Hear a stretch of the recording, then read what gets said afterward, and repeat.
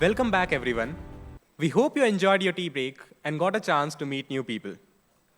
With Emphasis F1 Foundation as our sponsor, Confluence gains its momentum, and we extend our sincere appreciation to Emphasis F1 Foundation for powering Confluence. Let's move forward with our next speaker, Mr. Sanjay Jain, who is a partner at Bharat Innovation Fund. He assumes the role of chairman of the Technology Committee at MOSIP, leading the charge in digital transformation. With a keen focus on entrepreneurship, he drives initiatives like the Bharat Inclusion Initiative, aimed at fostering financial inclusion in India. Mr. Jain has played a pivotal role in groundbreaking projects including Aadhaar, UPI, and Google Mapmaker. His commitment to scaling products, embracing open source technologies, and reshaping the tech landscape has left a lasting impact. Please welcome on stage Mr. Sanjay Jain. Good afternoon, everybody. We have a very young audience, and I have to bring everybody in after tea. So I'm going to start with a very simple question. How many of you remember payments before UPI?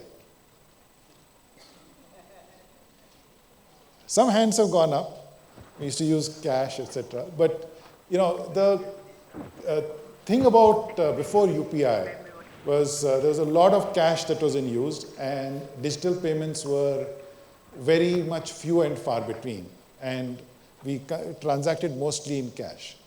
Now, I was involved in this little project that we were trying to figure out how to move India from using cash to becoming, where we used less cash. And why did we do that? I'm going to sort of talk about that. I'm going to talk about the perspective that we took when we were building the system and how it played out, and how sometimes looking at things in a different way can end up having a large impact. So that's sort of the theme of what I wanted to cover today. So going back to 2013, 14, 2015 timeframe, you're a country of 1.4 billion people. Can anybody guess how many ATMs we had in the country back then? We used cash, right? So obviously there must be ways to get cash in and out of the banking system. Any idea? Give me a rough number. No takers? Okay, so the answer is about 200,000. I mean, it's a shockingly low number, right? For a country our size, 1.4 billion people, we only had 200,000 ATMs. And that is ridiculously small. Let's go down and the smaller number. How many bank branches? Obviously, there are no ATMs. People must be going to a bank branch to deal with cash, right? How many bank branches in the country back then? Again, any takers? 1,50,000. It's actually 50,000, slightly more than 50. State Bank of India had 40, and then there's some others, about 50 plus, about almost 60,000 branches in the country back then. So how did all this cash come into the economy? Because the fact is, it never went into the banking system. It actually would come in and it would float around, and it would actually rarely go back into the banking system. It would mostly be cash transactions. Now, so the infrastructure for cash management was poor, and yet we were not using digital payments. So let's talk about the infrastructure for digital payments. People associated credit cards with digital payments back then. How many credit cards in the country, again, in the same time period? How many? No, that's 1 or 2 per person, you mean, or 1 or... No, how many cards? How many people had physical cards? 1 lakh? 5 million? So the answer is around 25 million credit cards in the country of a 1.4 or slightly less billion people at that time. And the corresponding infrastructure to accept it where you swipe it, how many swiping devices was 1.2 million.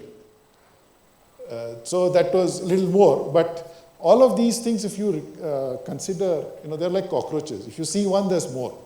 If one person has a card, he probably has 3.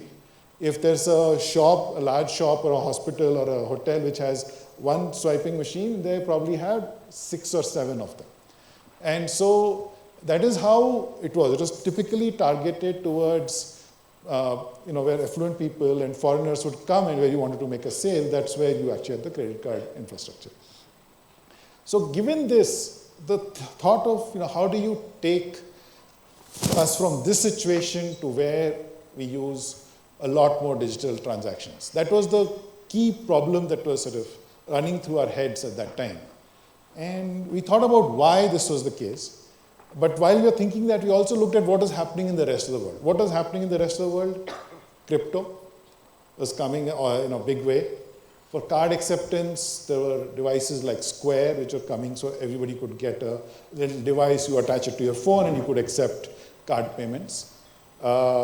Apple Pay was starting up at that time, where they were sort of promising how they could do a very much smoother way of transacting. So there was a lot of activity in payments, and yet we kind of said, how does that translate to India? And we couldn't see that working here, right? So the question was, why were digital payments not happening, and so on. So this multifold question. Why was our banking system not being used as much, and so on, right? All of this was playing into this mix.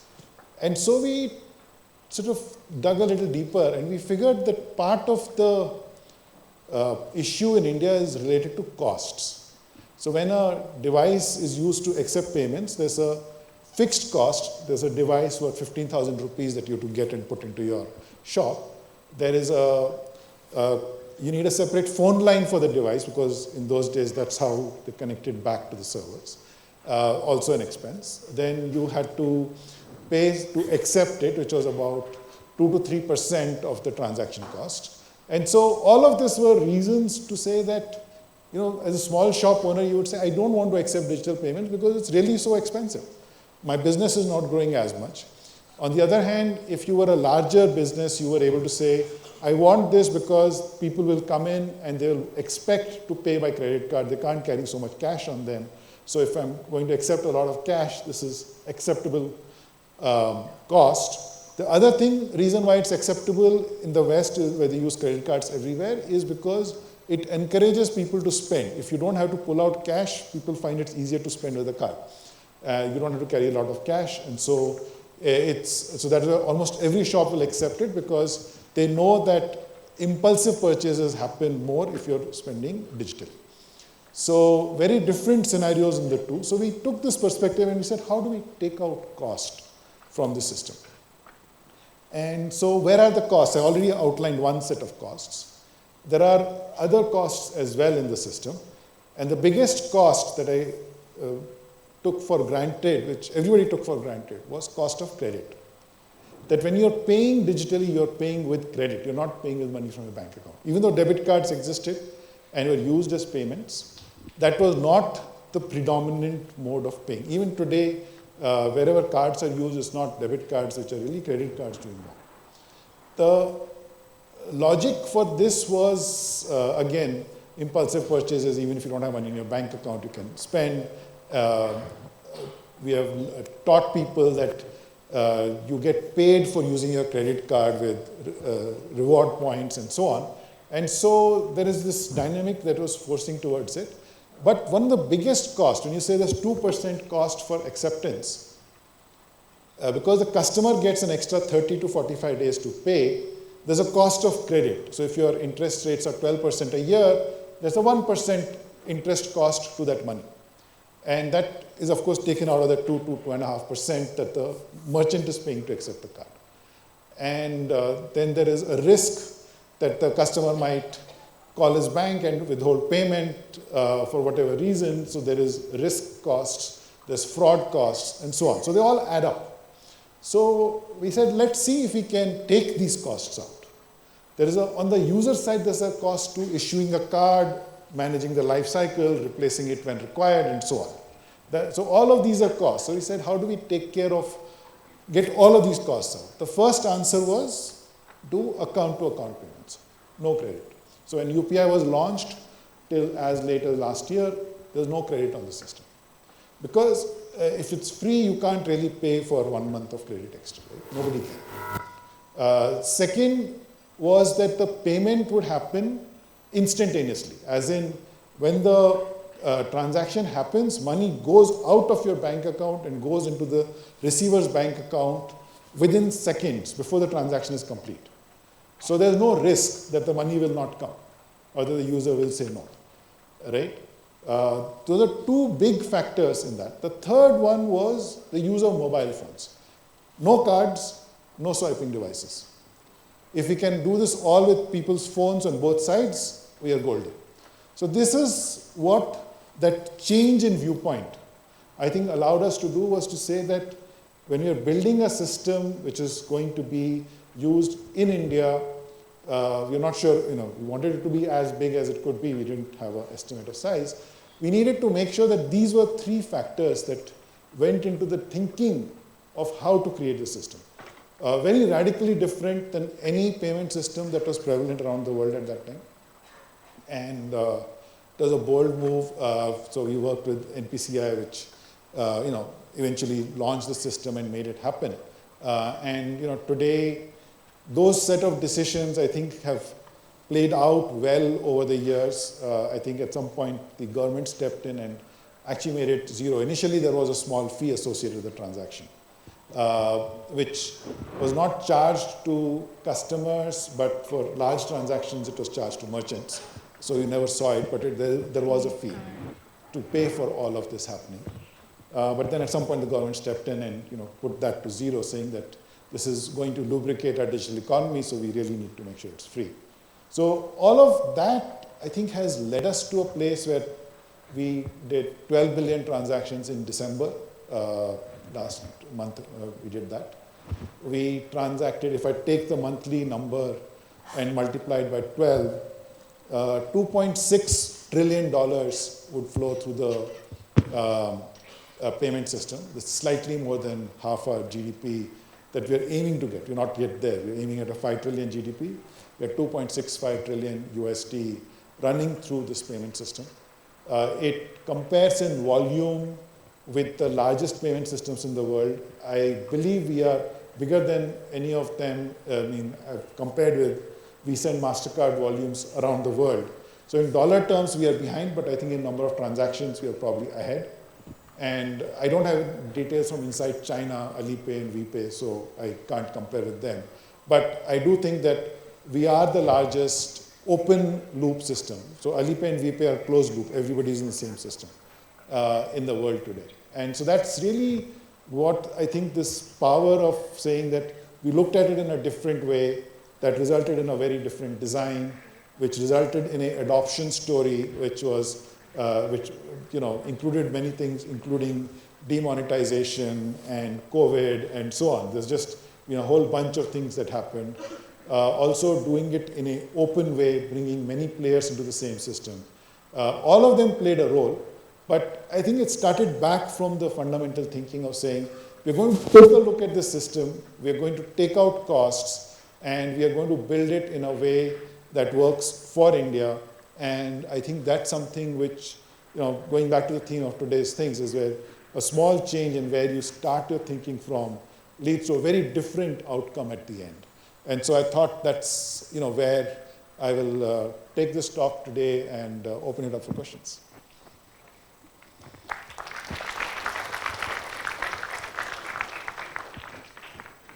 Thank you, sir, for such an interesting talk.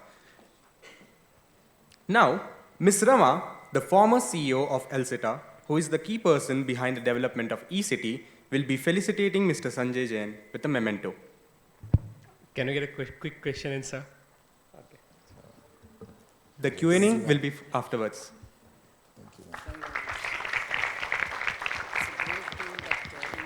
The floor is now open to the Q&A. Good morning. My name is Vishant and I'm a management student. And this is a scintillating sort of speech on digital payments. As we see, USA is going to adopt the digital payment system of UPI, floating from our country to their country in the near future. My question is, what's your take on digital payments in India in the nearby future? Right now, we are in a stage where we channelize the QR code transactions. What will be the future for India in digital payments and cashless economy? So the 2 or 3 things we should remember. As a country, or as an economy, we are growing quite rapidly. And a growing economy does continue to use cash in various forms.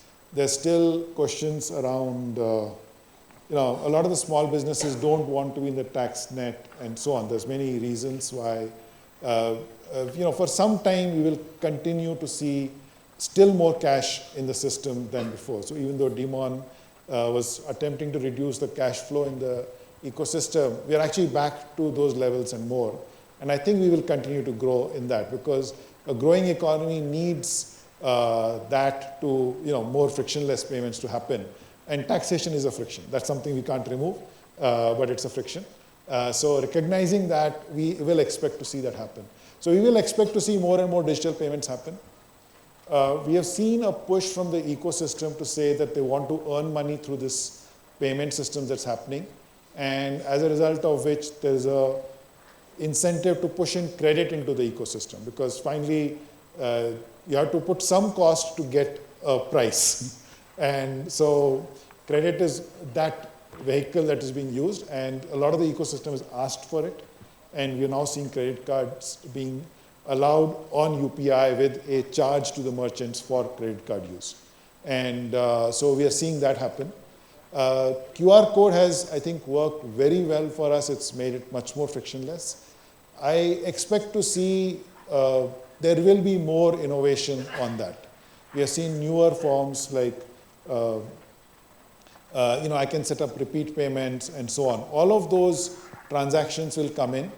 The biggest change will be to figure out how to do a transaction when network connectivity is temporarily absent, which is still the case in a lot of things. The largest volume of payments in any country in terms of number of transactions is transit. And many of our transit systems still don't use UPI. They use their own payment systems like NFC cards and so on. So I think there is a lot more revolution to happen in all of these forms. We are well on the way, and at least I can't see 20 years in the future, but 5 years in the future, I think I can see all of these things that have started in the last few years become much bigger than they are today. And we're already the world leader in payments on a total basis. I think on a per capita basis also we'll get there. Thank you for the enriching talk. So I had a question which is far more, I think, societal in the nature, where you were talking about overspending. But do you think because of technology, as technology progresses, the user experience is getting better? Do you think consequently the youth of today, especially the next generation coming, are losing that societal value of money? Not exactly what the monetary value is, but the societal value. Earlier we used to go to ATMs, and then maybe we used to consider our spendings. But once now we have UPI, even myself as a student, my spendings have at least quadrupled, if not doubled, from my 11th, 12th standard spending to my college spending. So what's your take on that? So I was actually discussing this very question a little earlier today, and there are 2 or 3 things that are happening as a society. We used to be a society of savers, and that's no longer true. I think over the last 4 years, we have seen our personal spending go up. And some of it is, I suspect, COVID-induced, where we are saying, why do we need to save money? Life is so uncertain. Another, I think, is that we are becoming slightly more affluent as a society. And as our income level goes up and affluence goes up, we will spend more. And as we spend more, we'll get used to spending more, and it'll grow up a little bit. And so we've not yet gotten to where we are in debt, but our spending levels have certainly gone up. And this is a well-documented phenomena about how we are changing as a country. And it should feature into our thinking as to how we think about payments. But I don't think we are yet in a place where we are spending more than we are earning. We are not yet in a personal debt trap. We are far away from it. It's just that the direction has changed. But I think in terms of quantum, we have not yet gone that far.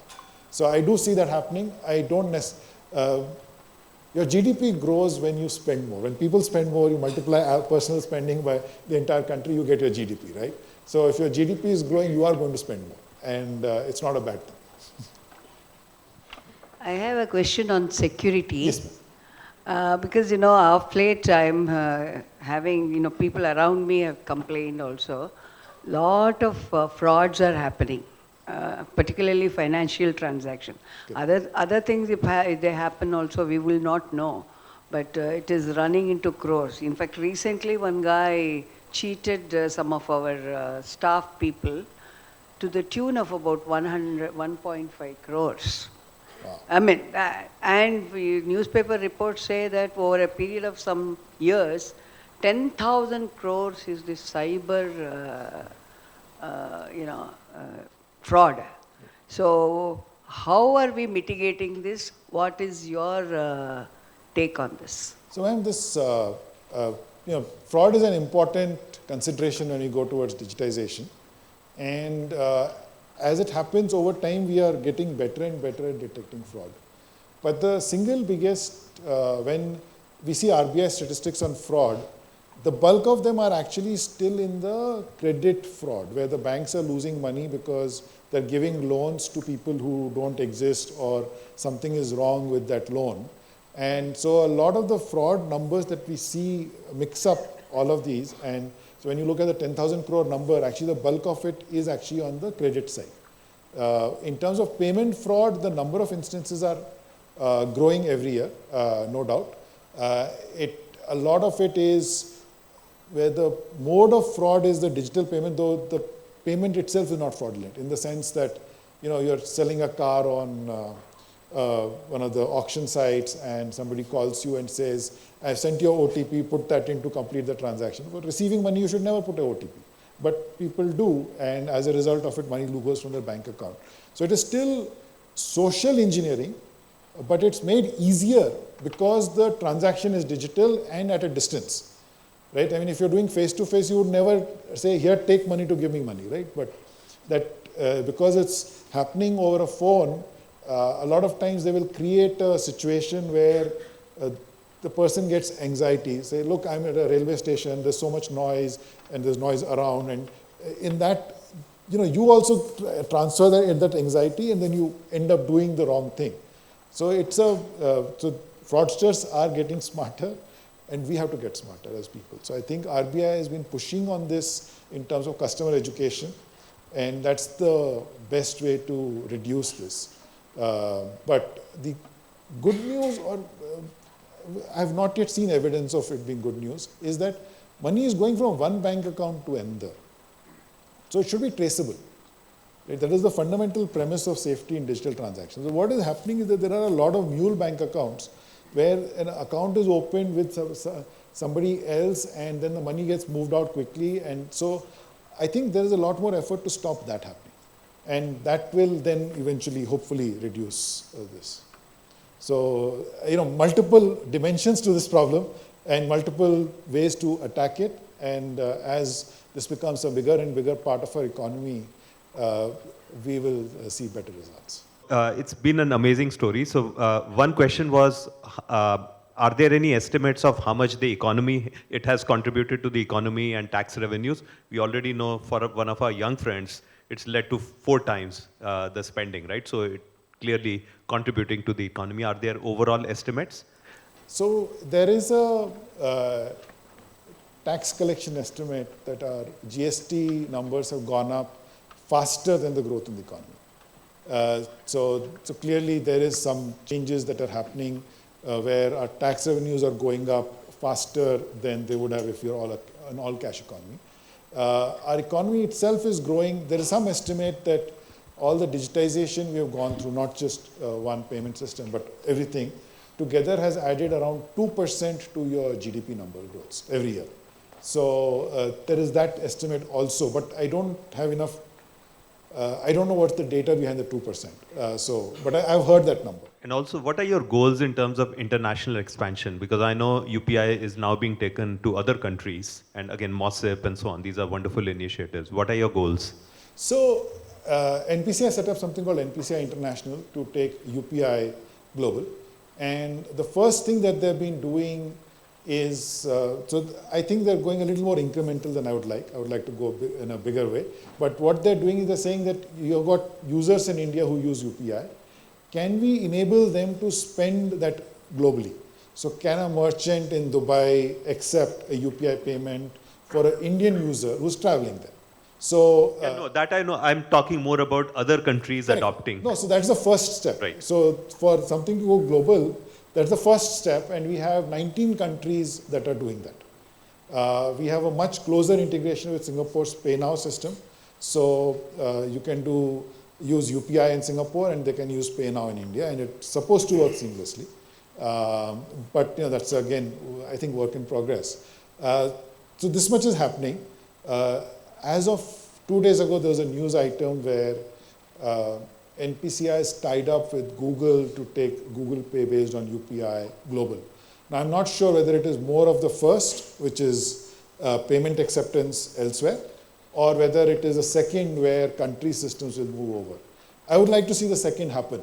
But I think there is that's what I would like to see. But I think there's a maturity there. Can I ask one question? Sir, So my question is, if you see like Amazon Pay or Google Pay, why these kind of player only like make it possible for you to make UPI payments? Why not startups or small companies can do it? The original idea was to allow startups to do it. And one startup's done well. It's no longer a startup. It's a large company now, PhonePe, which grew only on the basis of UPI. So far, we have not seen any other company capture the public's imagination. But on the other side of the payment, the acceptance side, there's a lot of companies out there. There's Razorpay, there's Bharat Pay, there's many more companies on that side of the ecosystem than on the consumer side. And part of it really has to do with the cost of acquiring a customer. So getting a user to come on board the system is still an expensive process, and that cost will mean that only larger companies can afford it, because the amount of payment, you can't collect a revenue from the user side. You can only collect revenues from the merchant side. So on the merchant side, there's a lot more startups out there. On the user side, there's fewer. And so that's the nature of the business model in UPI that has favored larger companies on this side. Thank you, sir, for introducing us to the amazing world of technological advancements at present. Thank you.